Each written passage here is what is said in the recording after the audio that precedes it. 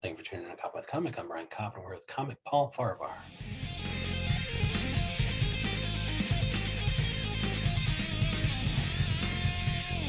Paul Farahvar, how the hell are you? Hey, can you hear me?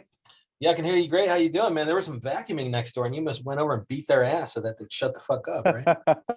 I did. I was going to, but that's what I said in my head. I was going to go over them like, "Hey, how long are you going to do it?" But in reality, I was like, maybe I just wait another minute and they'll stop. So Good, I love it, dude. I always do boogie nights. That's in boogie nights. They had that thing. He goes, "Yeah, thinking," and then what's his name? Dirk Diggler goes, "You know what I'm thinking, man." And so anytime I'm thinking about you and interaction between the neighbor vacuuming, it's you going over there and saying, right. "You know what I'm thinking, man." But we followed Paul Farahvar everywhere. It's paulfcomedy.com, but also big Facebook presence, Paul F Comedy.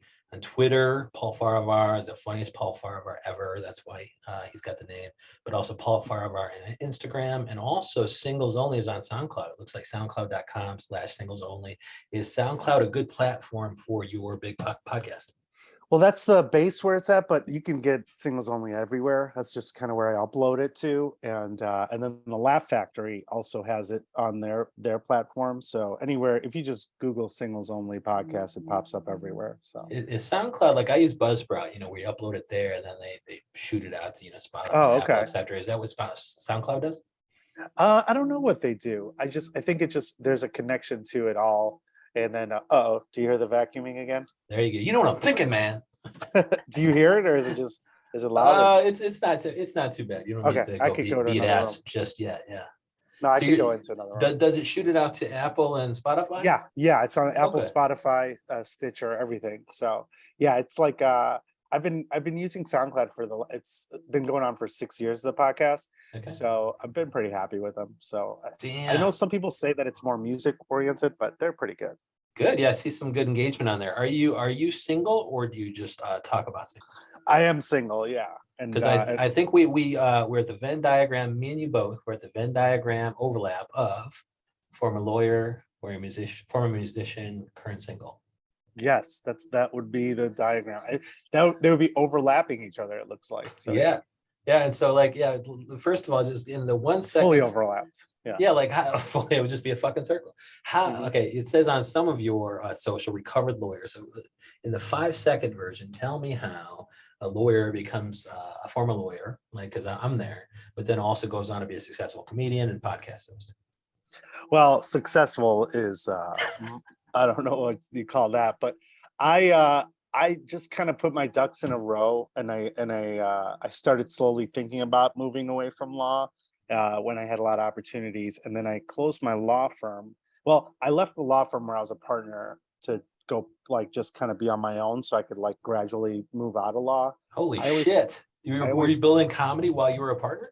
I was partner at a firm while I was doing comedy, and it was just getting to be too much. And so what Lord, yeah.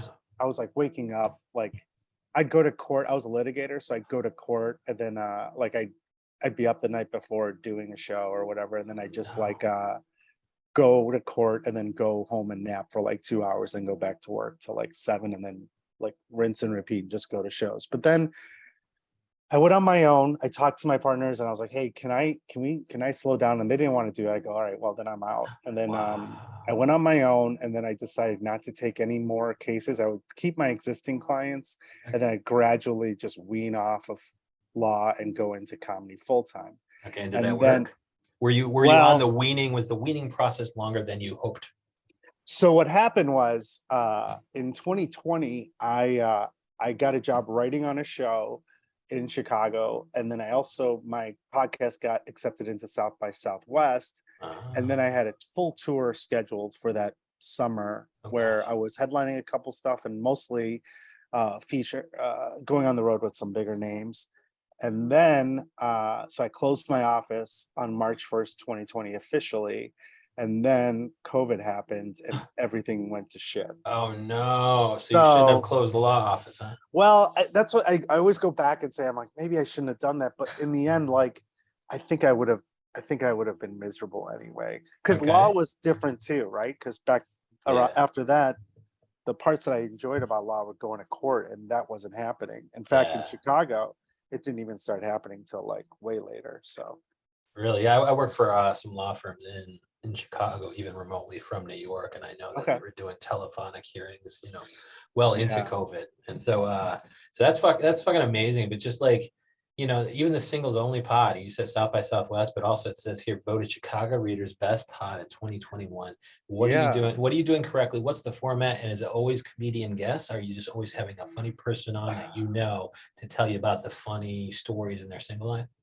Well, no, it's not always comedians, although I would say like 70% of it is, or 80%. Sometimes we have like this coming week, tomorrow we have a sex and relationship therapist coming on. Oh, So like wow. I think I like to say that I'm genuinely interested in hearing everyone's journey. And when I started the podcast, I was kind of like, I had a premise. I'm like, is marriage, is something wrong with me that I don't want to get married? So I really was asking questions to Yeah. learn, and I think, That's like me with comedy. I'm not gonna be a comedian, but I'm just fascinated in the journey. And so that's how you yeah, are kind of with dating and marriage.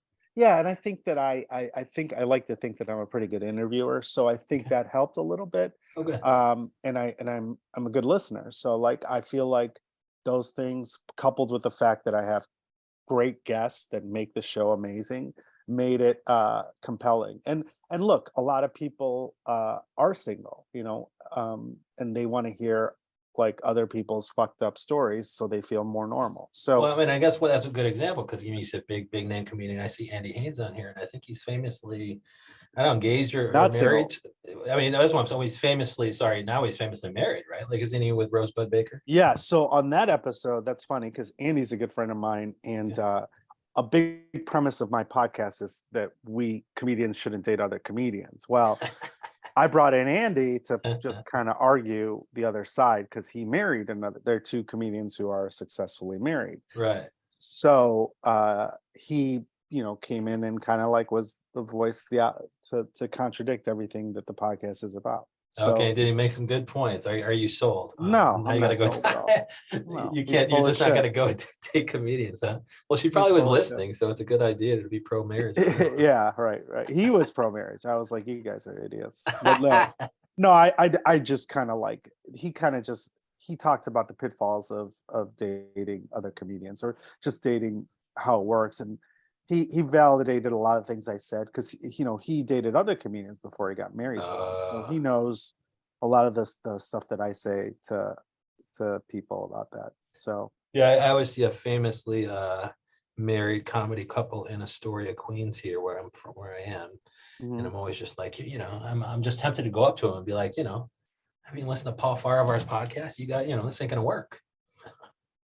Yeah, I mean, it's fun because I like to use the podcast as a way to stay single. I'm like, hey, I gotta stay single, so it's a good crutch to keep me single. So But I guess I feel the same way about kids. It's like I like when if people in my life have kids, I generally love the kids. And they like me and stuff like that. But I think it's kind of selfish to have kids because you're subjecting them to decades of working without their consent. And that just never, like, that was always just kind of like the thing that I preach. And I think you're the same way with marriage, where you just have this, you're like, I'm gonna broadcast this unpopular opinion. That way I'm, kind of like keeping away the people who, right, yeah, you're kind of drawing the right people to you and also pushing away the wrong people for you. Like you're not gonna get a lot of like women who want to get married in 5 seconds coming at you, right? correct. I think that made it pretty clear on the dating apps. I kind of say, I did date. I had serious girls that I dated for a long period of time during the podcast, and I bring it up on the Okay. podcast, As a but disclaimer, because you're first and foremost a lawyer. yeah, we're nothing if we're not accurate. But I mean, That's is there anything that they've said? Like, is there anything that you learned about dating? So, I mean, I guess like not converting you into a pro marriage guy, but is there anything that you learned about dating from either these, male or female yeah, I or learned a lot. I people? What learned have you a learned? What have you I've learned? learned so much. First of all, I learned that I'm not alone in thinking marriage is an outdated institution. I've learned that, you can be in. I think my premise of not dating other comedians, I stand by that. I think it's a bad idea. Um, But like lately I've softened on that. I'm like, well, maybe there's a way to make it work. There's certain dynamics between comedians that can make it work. I Good learned, job, Andy Haynes. yeah, no, not from him, but just other comedians. Like, Want to make you it know, clear that my friend Andy did not fucking convince me. yeah, no, he did not. He didn't do shit. No, I'm just kidding. His episode is so fun. He's such a funny guy. He's one of Okay. my favorite comedians. Um, yeah, I mean, I just learned that there's a lot of different approaches, and a lot of people have different things that shape them in terms of how or why they're single. We always have guests come back too. Like this year, especially, I've had guests from the first or second season come back and give us an update. And like some of them are successfully married, some are in serious relationships. Chris Higgins, who's the voice of reason on some of my episodes now. I always have a voice of reason on my episodes, someone that's usually married to come on so we don't get too anti-marriage. He's now acts as a voice of reason sometime, even though he was on 2 prior episodes being single. Oh. So yeah. So I mean, is there anything like, so I guess, like, as you said, these people are single and not single, you're kind of not exclusionary with your guests. You just want somebody funny. But like, are they trotting out, it's not always, you guys aren't debating single. A lot of times you're probably just bringing out funny stories from when they were single. Yeah, and Are you getting a lot of comic material from that, or are you kind of pissed off that you can't, that's not your story? I think Bill Burr said once, he's like, that's not my story to tell. And I suppose that's important with comedians. Like, you have to allow them to take this hilarious story and to work it on stage. You can't work it into your act. So I suppose that's kind of frustrating, even though it's probably entertaining for you to hear all these funny stories. yeah, I mean, we definitely tell dating stories or relationship stories, and it's kind of fun to hear their stories. I don't get material out of anything on the podcast. I don't really tell my stories on the podcast. A lot of times when I'm on dating apps, like, oh, are you just on here to like come up with stories for your podcast? I'm like, if you listen to the podcast, you see I'm not the one that's talking. Um, but yeah, no, I think that I do get a point of view from talking to other people. I think definitely some of my jokes have gotten sharper because I've been able to like kind of mine things or theories on stuff. Like a joke that I'm working on now is just saying how guys really don't want to get married. They just do it. It's kind of like a side salad. It's like a healthy option. You just do it instead of fries. But Like, I like, probably need this because if I don't do this, I'm going to die young. That's yeah, probably true with marriage too. Like, you're Lincoln man. If I don't get somebody to fucking, like, take away some of my addiction and vices, I'm gonna end up, hmm, dead pretty young, right? maybe that's one argument. But the other thing, like, look, there are benefits to getting married. Obviously, government tries to encourage you to get married. You get tax breaks and shit like that. And now I see like my parents are elder, and so like I see that they have each other to like help. My dad has Parkinson's, so like my mom helps him a lot, and so like there are benefits to seeing that, to Yeah. being married, because one of the biggest fears I have is, well, how does this end for me? Like who's gonna be around when I'm fucking old and can't move around? So we talk about stuff like that. It's cool. It's not always funny. It's always compelling. I'd like to say about the podcast, like we've had a lot of good episodes where, people are crying, like they're making breakthroughs, We've No had shit. we've had people, You've had a comedian cry and make a breakthrough. multiple people cry. No Fucking fucking way. What's the multiple. breakthrough? Well, just like What is it? there's a lot of things, it's easier take to a lot of people say the podcast is therapeutic. The reason being is like sometimes you just don't think about the shit that you're doing or patterns that you get in, um or just having someone that's more objective look at what you're doing. Like someone would come on and be like, I can't find anyone. I'm like, well, what are you doing to find anyone? Like, nothing. I'm like, oh, that's weird. Well, of course you're not going to find You're actually anyone. pointing out people's bullshit. Do you like Yeah, find that to be your job, where you're kind of noticing these patterns and telling yeah, people to stop it? yeah. I try to give advice. I try to say, because look, I'm older, so like I like try to point to the younger generation, be like, hey, like this is your future if you don't get your shit together. But then they see that I'm happy, so it's kind of like, I don't know. It's like they're not getting good answers either way. Yeah, I don't know. I think you're globetrotting and just generally kicking ass. And so, what the fuck? I mean, they're I gonna don't look at know. you. Yeah. So like, yeah, I guess, I think last time last time I was going to have you on, I think you're in Tulsa or some shit. And it looks Yeah. like Oh my God. yeah, you're It all over the was, place. Like, what's the benefit to basing yourself in Chicago rather than some other cities? Is this where you're that's from? funny. Yeah. So last time, this is so funny. And I felt so bad. You sent me an email and I was just working out at a gym in Tulsa. And I had to walk to the gym. I was like 30 minutes away because I don't have a car while I was out there. And then I'm like, whoa, my God, I totally forgot about it that we had this podcast planned. And I was trying to find a place where we could actually podcast at the gym. And everyone's looking at me like I had a third eye. They're like, wait, Yeah. what do you want to do? I'm like, never mind. Like, I'll just. You're looking in the shower and people think you're trolling for dick or something. Yeah, right. And so, or if like it says you can't have phones in the gyms there, I'm like talking to someone. But yeah, no, I get to travel a lot. Um, I was gonna move to LA part-time in 2020 before the pandemic, and I found a place and everything, but obviously everything changed. The good thing about being in Chicago, and I hate to say this publicly because people all come here, is there's so much stage time here. Um, so I can travel from Chicago to all these locations. We got great airports, Yeah. and I just fly direct everywhere when I can. And then when I can't, everything is pretty drivable in the So Midwest. you can find some real audiences in Chicago. Yeah, like on the weekdays, I like to think that you can get up here more than a lot of places. It's a lot easier than say LA to get stage time. Okay. And the comedy level here is pretty amazing. We have so many great comedians that are based in Chicago. And Yeah. then on weekends I travel. I get to go to all the cool places like Tulsa and Little Rock, Arkansas.